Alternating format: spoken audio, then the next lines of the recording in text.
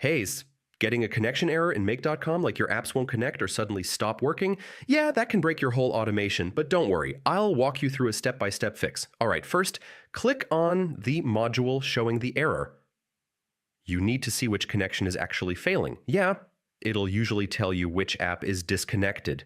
Next, reconnect the app. This is the most common fix. Just log in again and authorize access. If reconnecting doesn't work, double check your login details. Yeah, wrong password or expired tokens can cause this issue.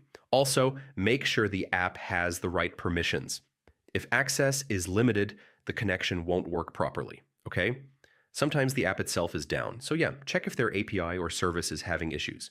Another thing, VPNs or firewalls can block connections. Try turning them off temporarily and reconnect. If it still fails, delete the connection and create a new one. Yeah, this clears any hidden issues. Now run your scenario again to test everything.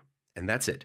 Connection errors in make.com are usually easy to fix once you reconnect and check permissions. Follow these steps and your automation should be back up and running. Hey, I'm getting a module